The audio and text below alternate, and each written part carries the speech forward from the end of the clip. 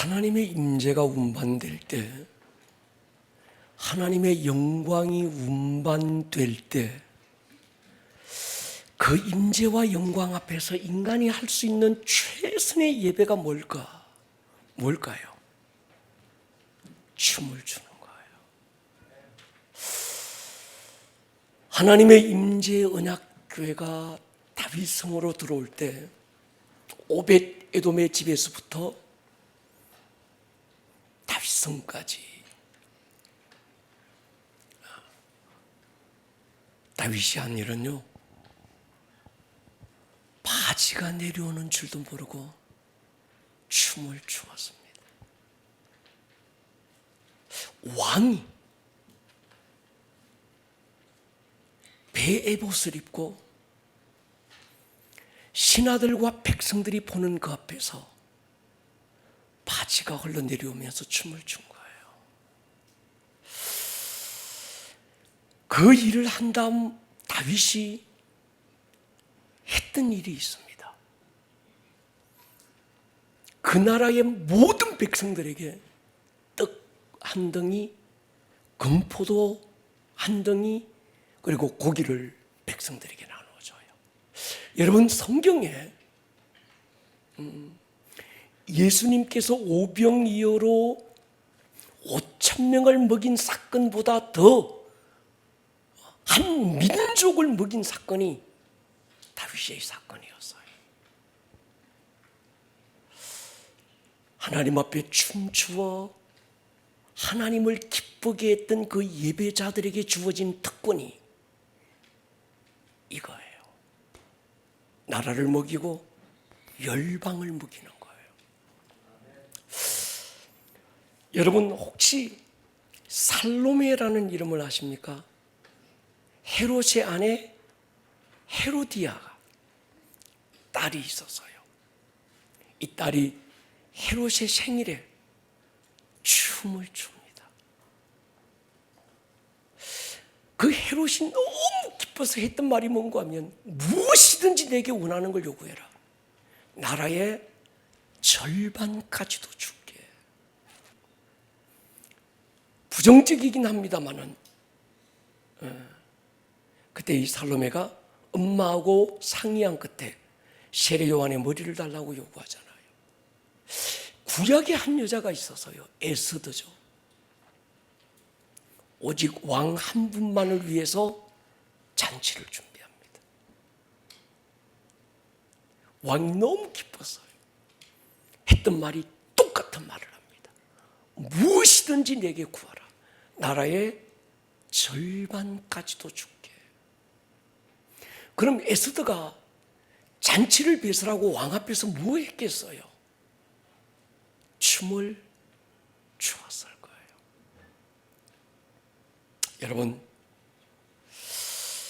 찬양의 극치는 노래를 뛰어넘어서 춤이에요.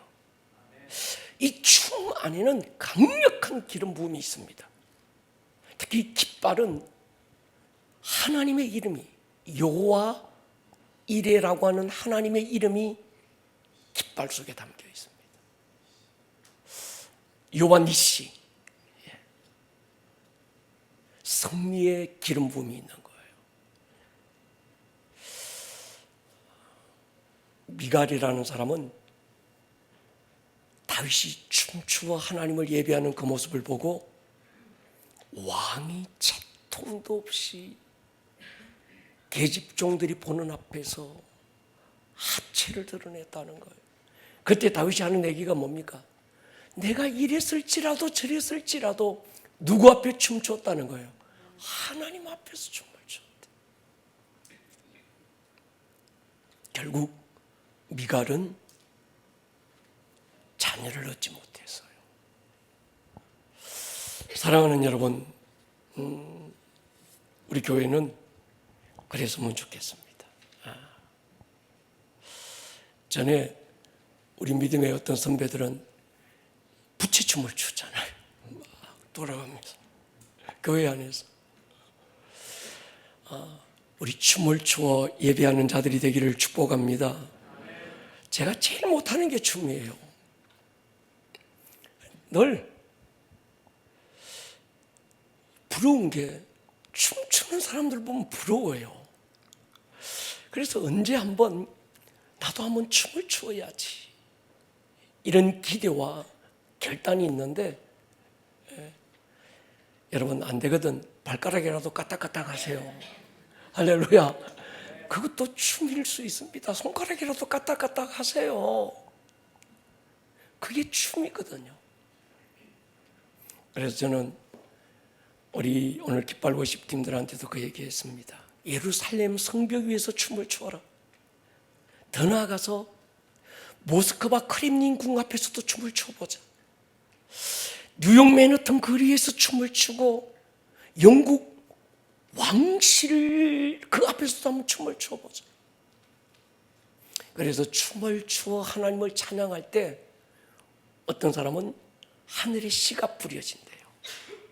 우리가 이 땅에서 춤을 추고 예배할 때 하늘에 씨가 뿌려지는 거예요. 하나님은 그 모습을 받으시고 이 땅에 씨를 뿌리신대. 이 도시 인천 땅에. 할렐루야. 예, 예루살렘에서 춤을 추어 하나님을 기뻐하면 그 땅에 하나님께서 씨를 뿌리지 않겠어요? 아멘입니까?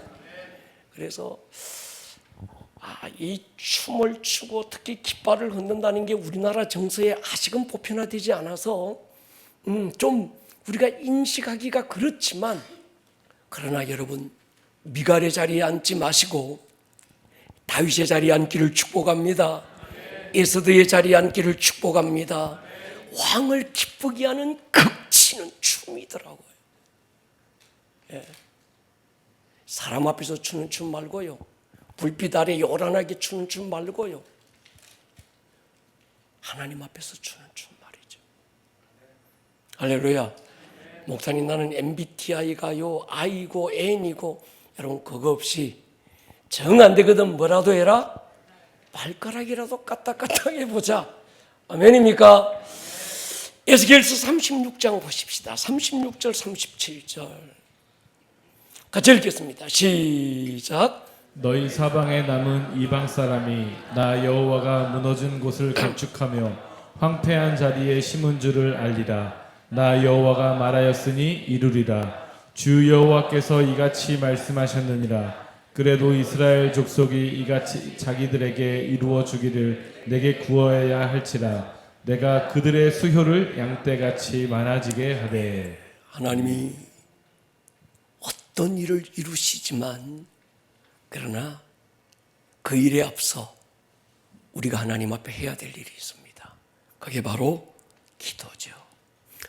여러분, 기도의 출발이 나일까요? 하나님일까요?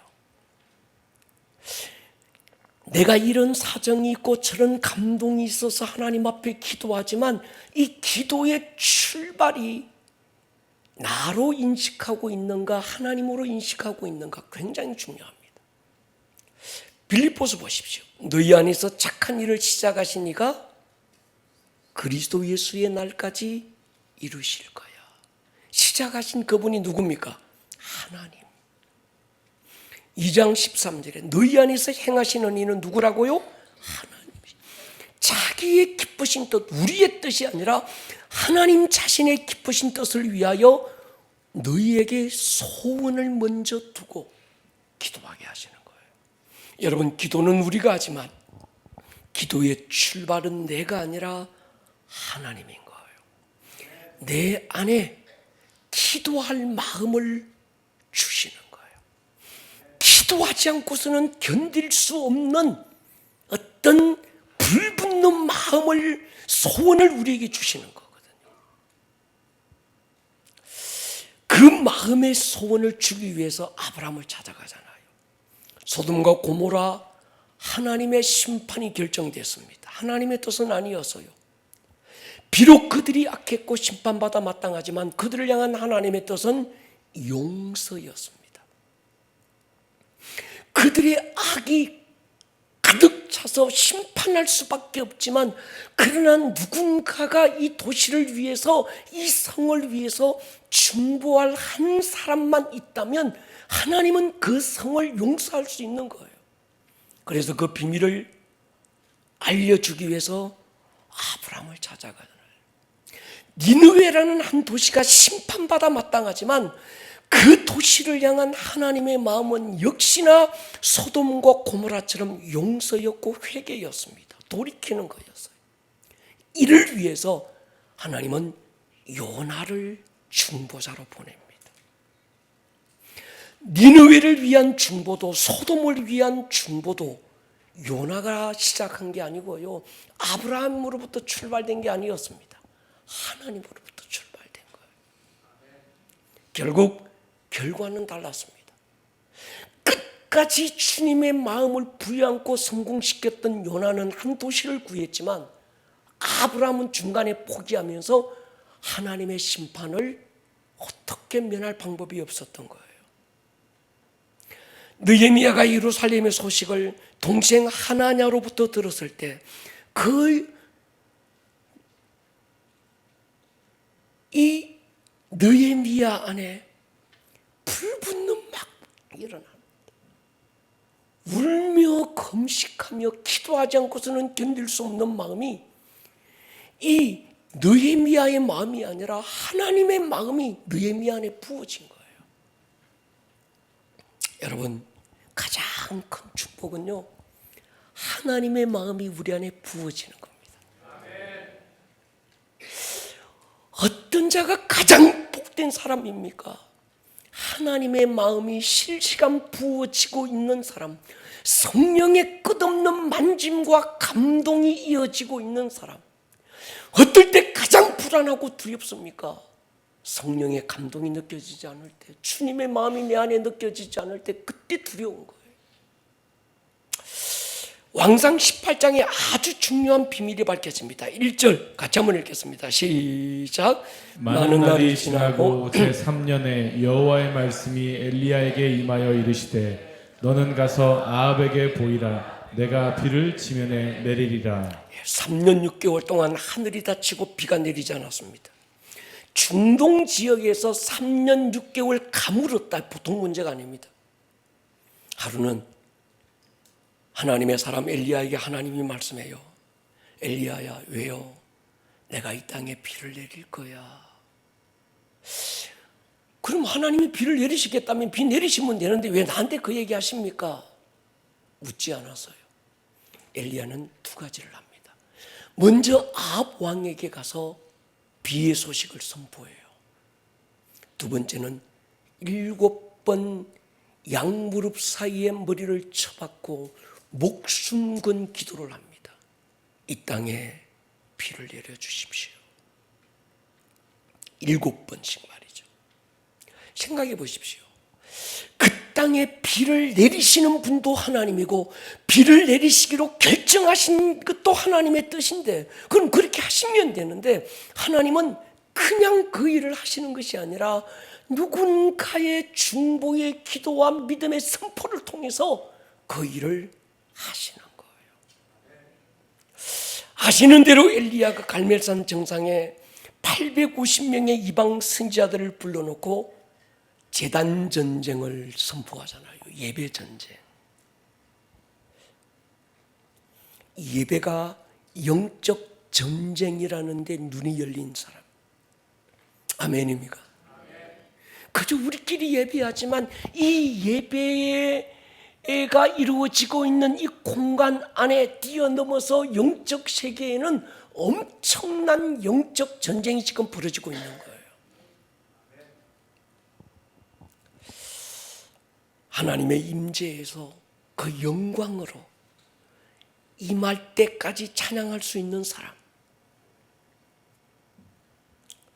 지금은요, 엘리야 때처럼 이스라엘의 많은 예배 제단이 무너지고 있습니다.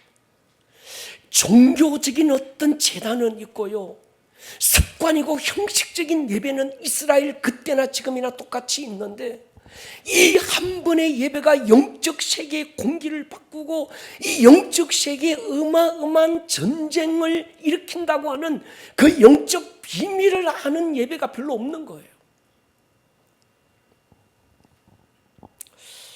우리에게는 또 한 번의 예배가 필요한 게 아닌 것 같습니다.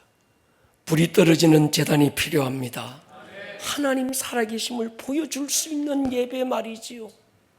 목숨 건 예배. 에스겔 골짜기로 선지자를 데리고 가신 하나님이 물어요. 이 메마른 뼈가 능히 살겠느냐? 이 질문도 대답도 사람의 영역이 아닙니다.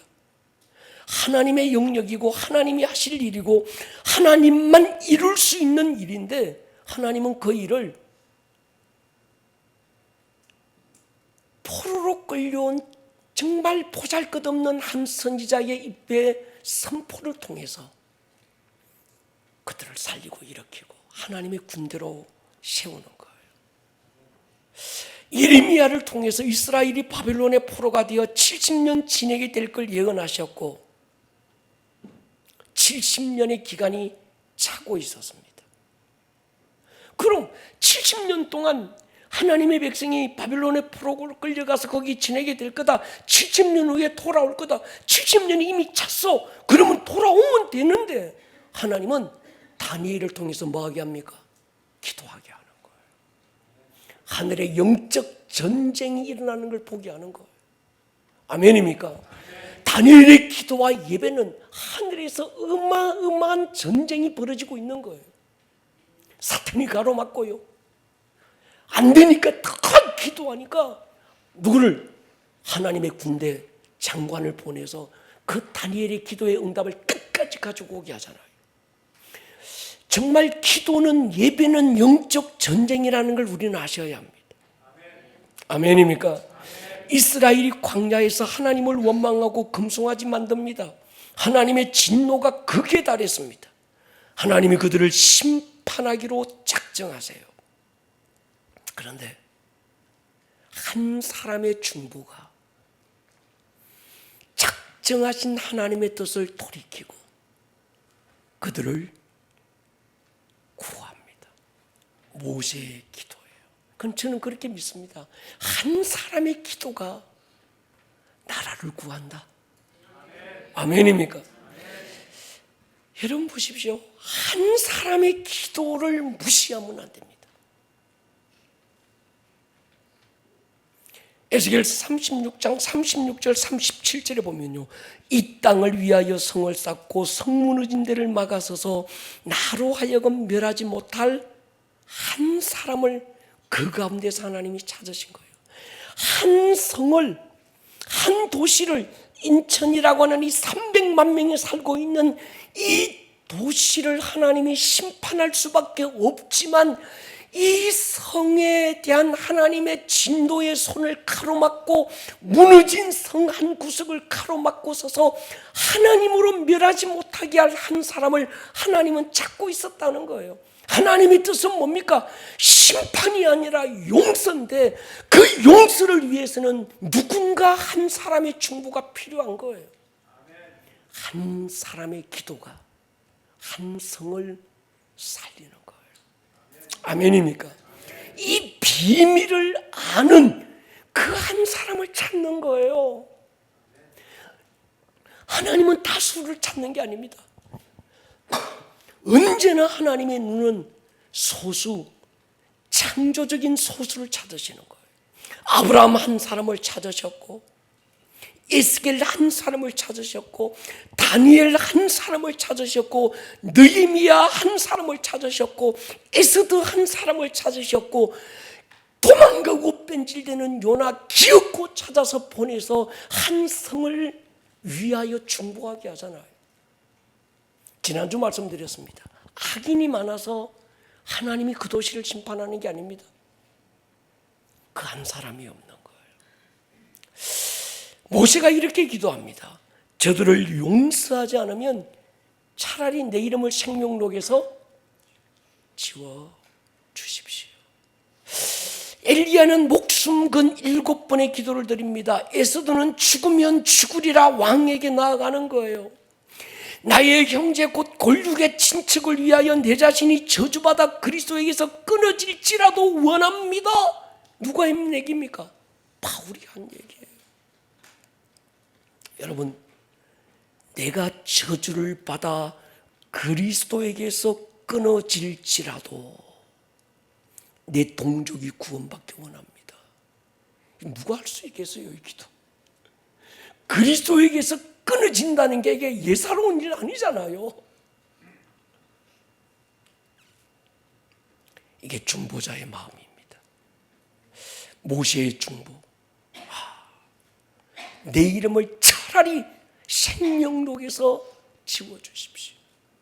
에서도 죽으면 죽을 겁니다. 이 민족을 구한다면.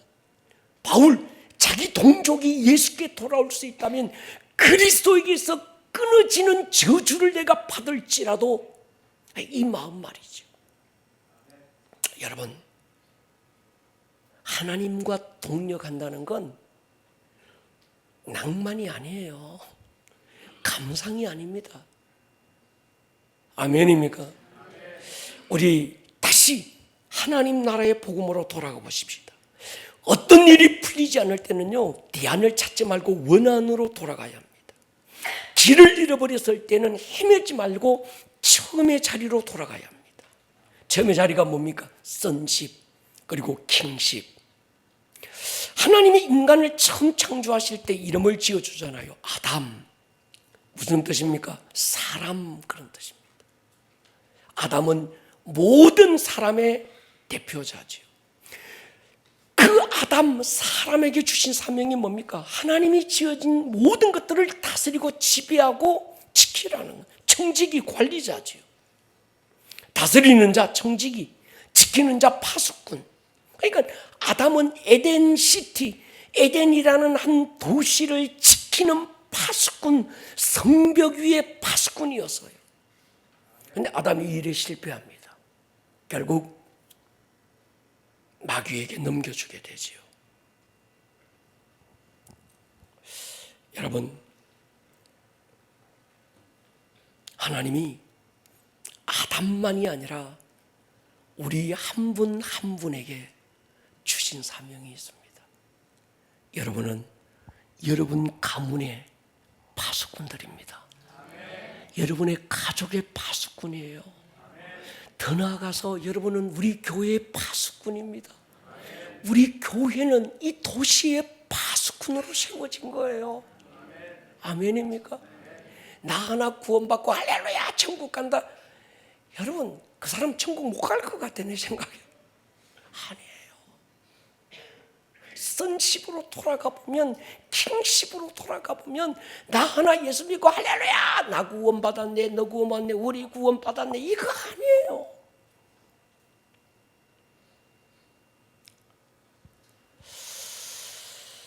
여러분 보십시오. 우리의 사명적 정체성, 신분적 정체성, 그게 뭡니까? 왕 같은 제사장이잖아요. 왕 같은 제사장 뭐 하는 사람입니까?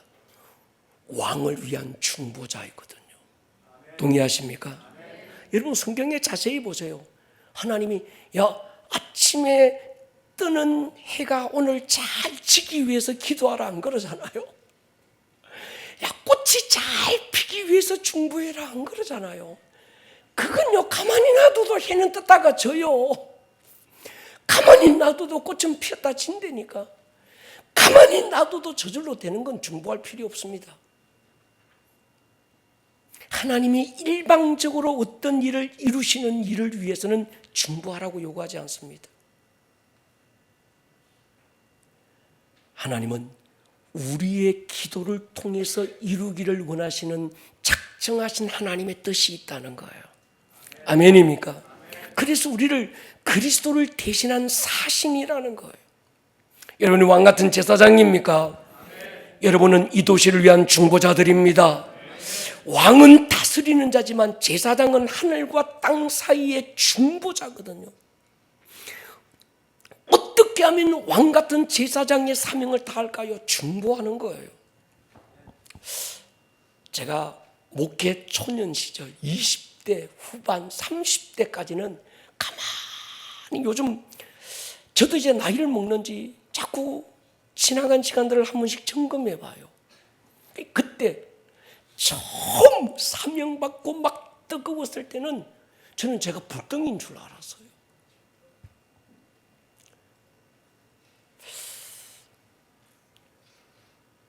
내가 하나님 일을 하려고 했어요.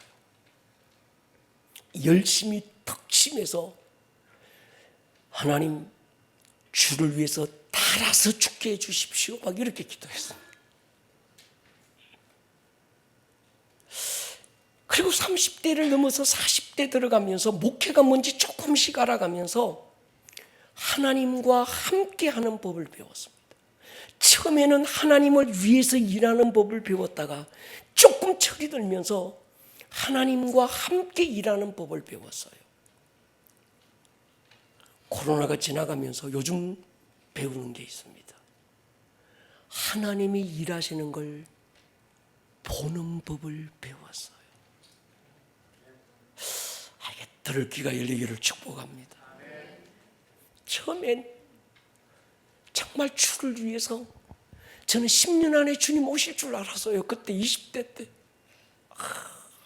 10년을 안 넘길 것 같아요. 낮에나 밤에나 눈물 머금고 내 주님 오시기만 고대합니다.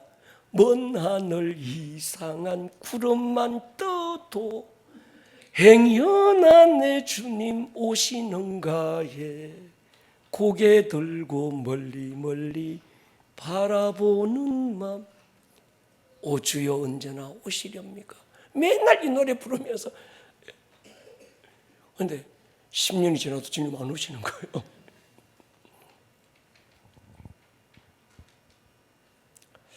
주님과 함께 일하는 법을 배우기 시작했어요.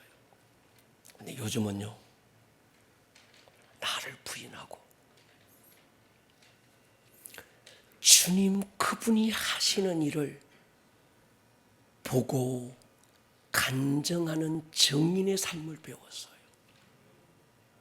전에는요, 하면 할수록 번아웃 되더만요. 하면 할수록 탈진이 돼. 근데 요즘은 탈진이 뭔지를 모르겠어요. 여러분이 주의 일을 하려고 하지 마세요. 주와 함께 일하려고도 하지 마세요. 주님이 하시는 일을 보는 법을 배우기를 축복합니다. 그분의 일은 그분이 하시는 거예요. 중보, 이 말은 히브리어로 파가라는 뜻입니다. 이 말은 만남 그런 뜻이에요. 예수님이 가르쳐 주신 주기도문은 중보기도입니다. 주님은 이렇게 기도하라 가르쳐 주시기 전에 저렇게 기도하지 말라고 먼저 가르쳤어요. 저렇게 기도하지 말라는 기도는 개인 기도였습니다. 나를 위한 기도. 근데 주님은요, 우리 아버지요, 우리가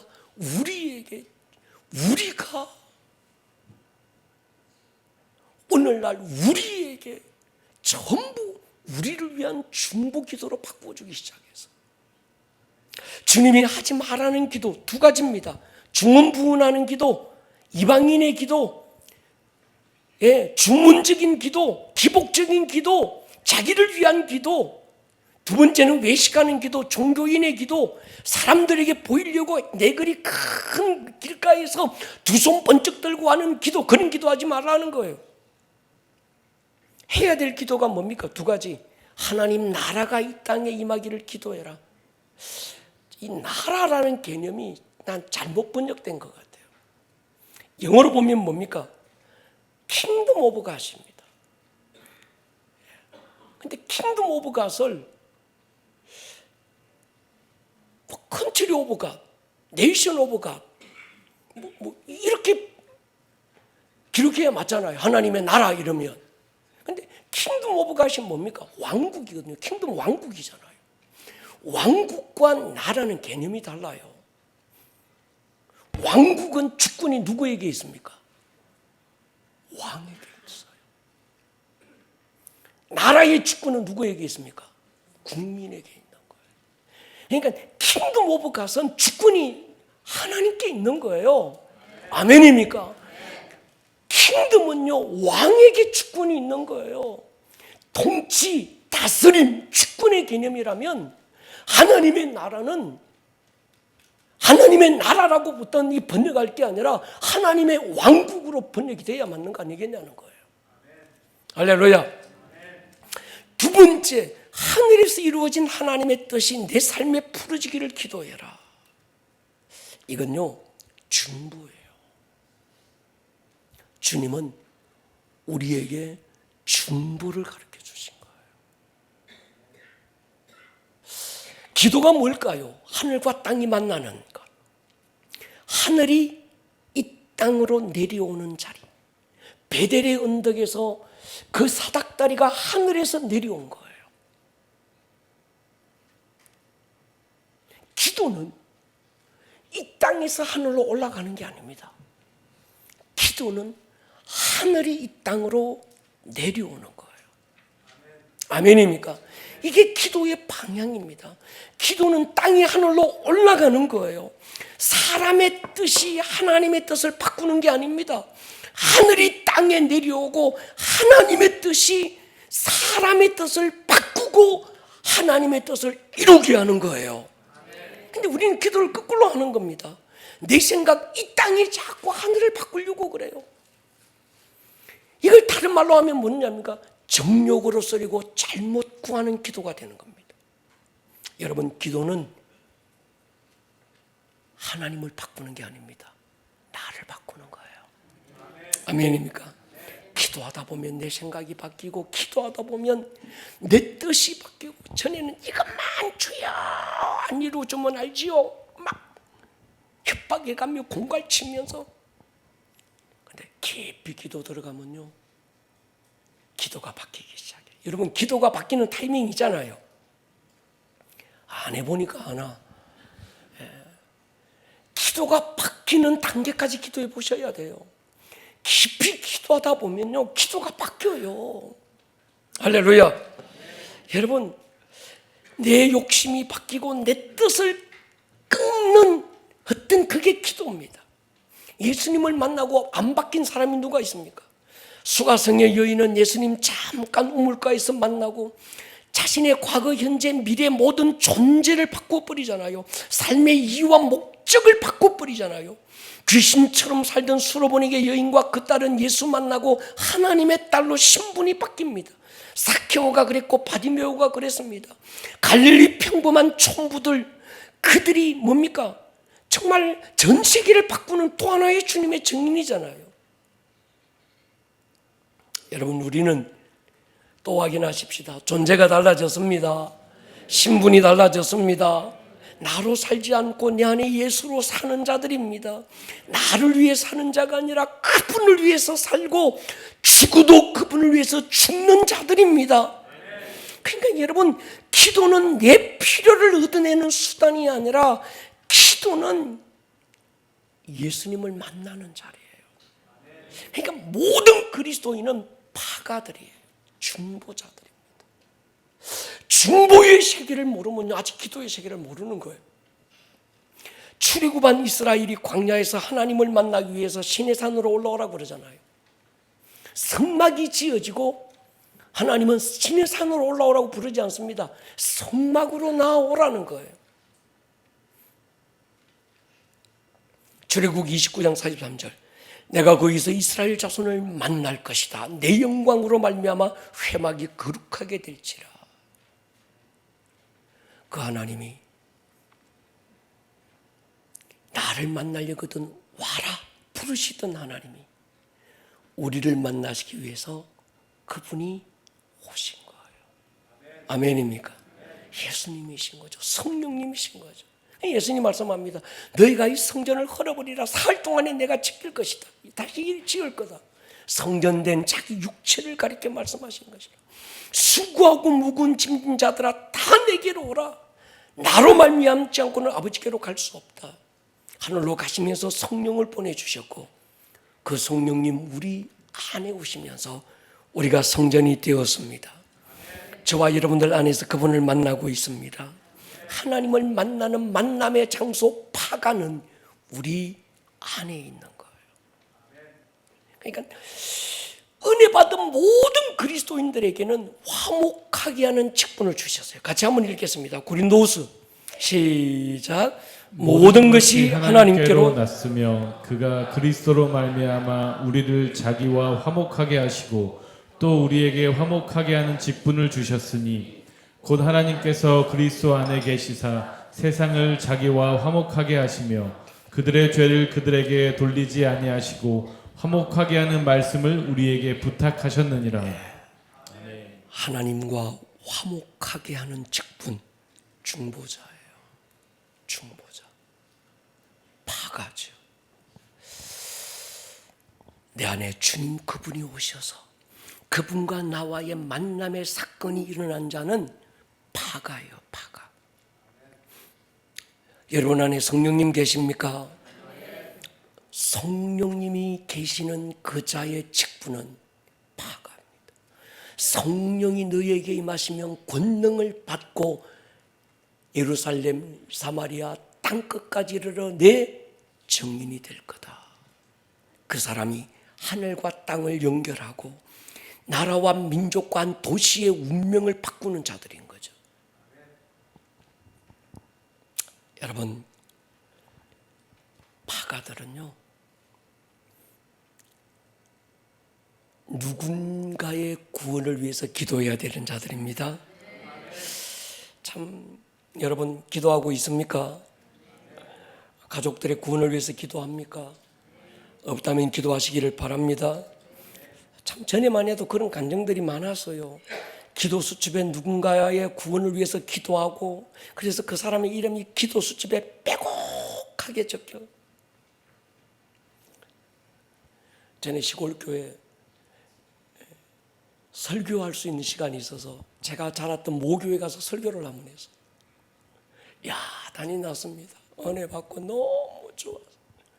고향교회에서 자란 주의 종이 됐다는 거. 그냥 성인 노신데 그 권사님이 시장에서 포목장 기도요 한 조금만 하실래나? 조금만. 예배 끝난 다음 저를 목사님 그분이 제가 어렸을 때 주일학교 반사였거든요. 그분한테 기도 배웠고 성경 배웠고 찬양 배웠고 그분한테 찬양 배우다 보니까 제가 음치가 됐어요. 찬송과 전곡을 한 곡조에 다 불러요. 메들리로. 수첩을 보여주시더라고요. 수첩이 달고 달아서 이분은 새벽기도 오시면 그냥 새벽부터 낮 11시까지 예배당에 거기서 그 구석 그분의 자리가 있어. 그 기도 수첩 내가면서 저는요 그때 그분이 제가 고등학교 때 제 이름을 그분의 노트에 수첩에 적어서 이호봉 선생, 제가 고등학교 1학년 때부터 아동부 반사했거든요. 주의 종이 되게 해달라고. 그분 그때부터 기도하셨다. 그거 보여주면서 자기가 그렇게 기도했대. 근데 그게 보니까 내 이름만 있는 게 아니라 그 교회를 그치 같은 날 빼곡히 있는데 보니까요 우리 고향교회에서 목회자가 많이 배출된 이유를 알겠더라고요. 정말 목회자 사모가 많이 나왔거든요. 조그마한 교회, 시골 교회. 그분의 기도인 거예요. 여러분, 그런 이야기들이 낭만적인 간정으로만, 전설의 고향으로만 요즘 전해지고 있는데, 요즘 목사님 나는요 우리 엄마를 구원을 위해서 기도하고 있어요. 이런 사람도 잘 못 봤어요. 우리 가족 중에 누군가를 위해서 내가 지금 중보 기도하고 있는 사람 잘 못 본 거예요. 기도 시작하십시다. 포기하지 않을 수 있기를 축복합니다. 여러분의 기도가 멈추는 순간부터 심판이 시작되는 거예요. 정말 누군가의 기도가 멈추지 않을 때 콧겨서라도 억지로 가서 정말 영혼 없는 소리라도 내놓을 때 한 성이 구원받는 거예요. 모세의 한 사람의 중보가. 동의하십니까? 여러분, 사도행전 10장에 고넬료라는 사람이 소개됩니다. 그 한 사람의 기도가 그 집안만이 아니라 이 로마라고 하는, 이탈리아라고 하는 그 한 나라의 복음의 씨앗이 된 사람이 고넬료였어요. 저는 그렇게 믿습니다. 한 사람의 기도와 중보를 하나님은 반드시 기억하십니다. 한 사람의 중보가 하늘을 열고 땅을 흔들 줄 믿습니다. 믿지 않는 가족들을 위해서 기도를 시작할 수 있기를 축복합니다. 믿지 않는 이웃을 두고 중보의 자리를 앉으셔야 합니다. 다시 구원의 간정을 이어갈 수 있기를 축복합니다. 아직도 구원의 문이 열려 있어요. 할렐루야. 여러분, 지금도 주님은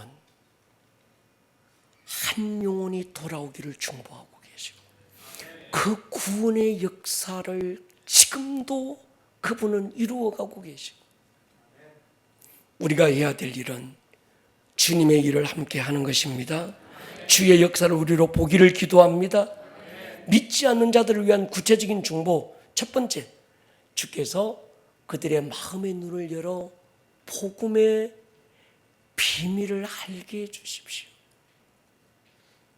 왜냐고 하면요, 내가 복음을 잘 전한다고 그들이 복음을 받아들이는 게 아닙니다. 이게 영적인 거거든요. 고린도후서 4장 4절을 보십시오.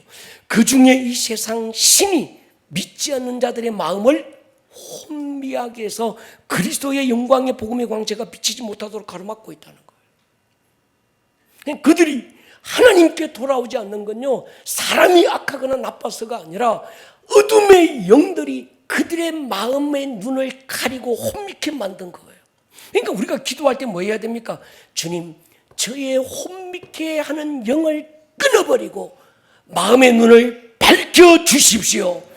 사울의 눈에 비늘이 벗겨지는 순간에 예수가 보였던 것처럼, 그래서 에베소 교회를 향해서 바울이 기도했던 것처럼 저들의 마음의 눈을 열어주십시오. 할렐루야. 그리스도의 복음의 광채가 저의 마음을 관통하게 해주십시오. 이 기도 말이죠. 로마서 10장 보십시오. 그러면 무엇을 말하느냐? 말씀이 네게 가까워 네 입에 있으며 네 마음에 있다 하였으니 곧 우리가 전파하는 믿음의 말씀이라.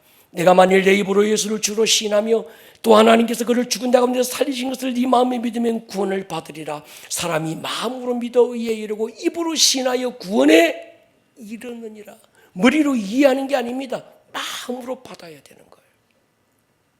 두 번째, 어떻게 기도해야 될까요? 믿지 않는 자들, 하나님 없는 모든 이론, 사상, 이념들이 파해지기를 선포하십시오. 고린도서 10장 보십시오. 시작.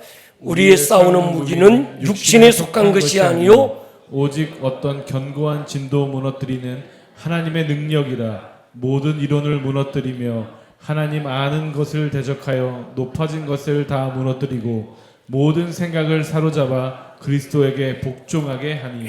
이거 기도하셔야 합니다. 주님, 사람이 나쁜 게 아닙니다. 저들에게 잘못 심겨져 있는 하나님 없는 이념들이, 사상들이, 하나님 없는 지성이 저들을 사로잡고 있는 거예요. 그것들이 끊어지기를 선포하십시오. 골로새 4장에 말씀합니다. 기도를 계속하고 기도에 감사함으로 깨어있으라. 또한 우리를 위하여 기도하되 하나님이 전도할 문을 우리에게 열어주사 그리스도의 비밀을 말하게 하시기를 구하라. 전도의 문을 열어달라고 기도하십시다. 한 시대 부흥을 주도했던 찰스 피니에게 제가 매료된 적이 있습니다. 이 찰스 피니가 19세기 미국의 부흥을 이끌었던 전설인데, 그를 가리켜서 사람들은 부흥의 아버지라고 부릅니다. 그런데 찰스 피니가 전 세계, 특히 미국의 부흥을 주도한 배경에는 데니얼 넷이라고 하는 강력한 중보자가 있었습니다. 이 데니얼 넷이라고 하는 이 사람은 찰스 피니가 어느 도시에 가서 집회를 한다 그러면요, 일주일 전에 중보팀을 이끌고 가서 그 도시의 가장 핵심되는 그 한 장소를 지정해서 거기서 예배하는 거예요. 일주일 동안 이 도시를 묶고 있는 어둠의 영들을 결박하고 그것들이 끊어지기를, 영적 전쟁을 한 주간 내내 선포하는 거예요. 그 중보자들이 열어놓은 대로가 있어서 집회가 성공하는 거예요. 세계적인 최고의 복음 전도자 빌리 그리함 목사님이잖아요. 1973년 5월 30일 그리고 6월 3일까지 한국 부흥의 불씨가 되었던 여의도 5.16 광장 집회, 우리는 잊으면 안 됩니다. 매일 50만 명이 그 집회에 참여하고 수백만 명이 하나님께 돌아왔습니다. 그 집회가 불씨가 되어서 이듬해 74 엑스폴로가 부흥이 터진 거예요. 이 빌리 그리함 목사님이 한국에 오시기 전에 한국의 주최측에게 물었습니다. 내가 가면 적어도 100만 명이 하나님께 돌아올 텐데 한국은 100만 명을 담을 만한 그릇이 준비됐는가? 아무것도 준비가 안 됐어요. 그냥 빌리 그리함이라는 세계적인 전도자가 와서 집회하면 하면 저절로 되는 줄 아는 거예요. 그때 두 가지를 얘기합니다. 첫 번째, 내비게이터라고 하는 미국의 제자훈련 단체들을 보내서 한국의 제자훈련이 그때부터 시작됐습니다.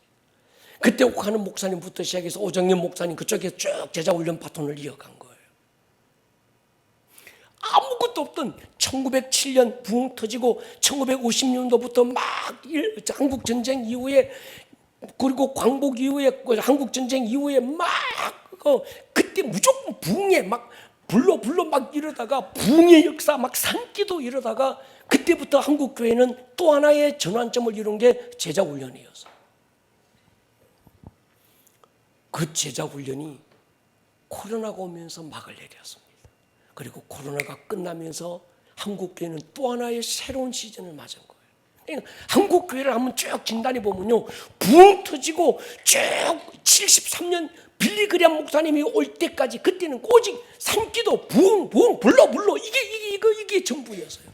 그러다가 빌리 그리함이 오면서 73 그 빌리 그리함 집회 74 엑스폴로 터지면서 그때부터 제자훈련, 한국교회 안에는 전부 제자훈련 야단을 했습니다. 코로나가 딱 오면서 더 이상 제자훈련, 제가 며칠 전에 우리 교육자들과 함께 사랑의 교회 안성 수양관에 갔다 왔어요. 20여 년 전에 제가 그 처음 칼 세미나라고 제자훈련, 지도자 훈련을 제가 거기서 일주일간 월요일부터 금요일까지 받으면서 그 계단 밑에서 쭈글 치고 앉아서 막 울었던 그 자리를 내가 이번에 보고 왔어요. 그런데 여러분, 지금 사랑의 교회 안성 수양관에 찾아가는 사람도 거의 없고 집회도 없고요. 그냥 그때 그 건물이 지금 똑같아요. 달라진 게 없는 거예요. 제자훈련 시대 끝났습니다. 교리적인, 이론적인, 제가 선포했잖아요. 코로나를 딱 보면서 제자훈련 끝났다. 이젠 교리적인 어떤 제자, 복음서적인 제자로는 안 된다. 사도행전적 제자로 가자. 우리 막 선포했던 거 아닙니까? 할렐루야. 하나님의 전쟁을 선포할 수 있는 사람들 말이죠. 중보의 세계를 아는 사람들 말이죠. 그들이 지금 이제 일어나야 되는 거예요. 아멘입니까? 여러분 보십시오. 이 빌리 그리함 목사님이 또 하나 부탁한 게 뭔가 하면 중보기도였습니다. 집회하기 전에 전 세계에서 비행기 타고 이 땅을 위해서 중보할 기도팀들이 전 세계에서 몰려들기 시작했어요. 그러면서 집회 한 구석에 중보 기도 처소를 준비해 놓고 빌리 그리함 목사님이 집회하는 모든 시간마다 집회하기 전에도 일주일 내내 뭐 했는가 하면 중보 기도팀들이 전 세계에서 와서 이 땅에 부흥을 두고 막 중보하고 기도했던 그 기도가 이 땅을 살린 거예요. 아멘입니까? 아멘. 여러분 보십시오. 중보 없이 돌아오는 영혼은 아무도 없습니다. 중보 없이 영혼 구령을 이루어 나가는 하나님의 역사는 없어요. 중보의 눈물 없이 구원받은 사람은 없습니다. 여러분, 요즘 이 중보에 대한 걸 계속 준비하면서 제 안에 외로움이 찾아왔어요. 우리 교회가 예배도 좋고 참 좋은데 중보가 약한 거예요. 중보. 그래서 이제 곧 중보 사역자들이, 중보 군대가 일어날 것입니다. 할렐루야. 우리 교회는 굉장히 강력한 영적 어떤 군대가 될 겁니다. 세 번째, 성령님께서 믿지 않는 자들의 마음의 밭을 일구어 주시기를 기도하십시오. 씨 뿌리는 부에서 씨는 복음이고 밭은 사람의 마음이잖아요. 아무리 복음의 씨가 뿌려져도 밭이 기경되지 않으면 열매가 없는 거예요. 그러니까 여러분, 어떤 복음을 전하기 전에 세 가지 여러분 계속 기도하시기를 바랍니다. 여러분, 비슷한 사건인데 결과가 달랐던, 하나는 아브라함의 사건이고 하나는 모세의 사건, 우리가 비교했지만 이 비교는 굉장히 중요합니다. 창세기 18장에서 지금 32절에 보면 아브라함이 또 이르되 주는 노하지 마십시오. 이번에 한 번만 더 하겠다. 이 말 하면 안 됐던 거예요. 하나님 계속 할 거예요. 이래야 됐던 거예요. 한 번만, 이번만 더 하겠다는 거예요. 거기서 10명을 찾으시면 어찌하겠습니까? 여호와께서 아브라함과 말씀을 마치고 가시니 아브라함도 자기 곳으로 돌아갔더라. 이번만. 결국 소돔과 고모라는 심판받았습니다. 출애굽기 32장 보십시오. 모세가 여호와께로 다시 나아가 여짜오 슬퍼도 소이다. 이 백성이 자기를 위하여 금신을 만들어 싸우니 큰 죄를 범하였나이다. 그러나 이제 그들의 죄를 사시옵소서. 그렇지 않으면 원하건대 주께서 기록하신 책에서 내 이름을 지워버려 주십시오. 10명 아니어서요, 자기 하나여서 자기 하나. 모세의 기도를 들으시고 하나님은 진노를 거두시고 아브라함의 기도를 들으셨지만 소돔을 심판하고 말았던 거예요. 차이가 있습니다. 여러분, 한 사람의 차이가 민족의 운명을 얼마든지 바꿀 수 있습니다. 지금 이 나라 대한민국 교회들이 깨어 일어나야 합니다. 교회들이 중보의 손을 들어야 될 때가 지금이에요. 나라와 민족을 위해서, 정치하는 사람들을 위해서 교회들이 깨어서 하나님 이 나라 이 민족을 긍휼히 여겨달라고 그 한 사람의 교회가 되어서 하늘의 하나님을 붙들고 선부할 수 있는 한 사람이 지금 필요한 거예요. 오늘 우리 교회는 한 사람의 파가 중보자가 될 것입니다. 우리 오늘 이 밤에 세 가지를 기도했으면 좋겠습니다. 먼저 믿지 않는 가족들의 이름을 불러가며 기도하십시오. 두 번째, 추수할 일꾼을 우리 교회에 보내주시기를 기도하십시오. 세 번째, 중보의 기름을 부어주셔서 주님의 열심이 우리 안에 부어지기를 기도해 주십시오. 우리 시간 예배팀 나오시고 정말 한번 자리에서 벌떡 일어나셔서 우리 두 손을 번쩍 들고 한번 기도하십시다. 세 가지 기도 제목. 하나님, 아직 하나님을 모르는 내 가족들이 있습니다.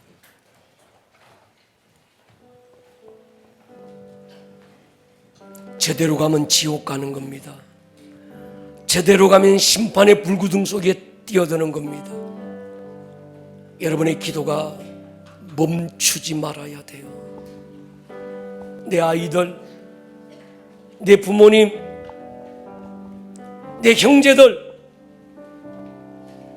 내 사랑하는 주변의 사람들, 그들의 핏값을 여러분의 손에서 찾으시면 어떡하시겠습니까? 여러분의 기도 없이 그들이 구원받을 수는 없습니다.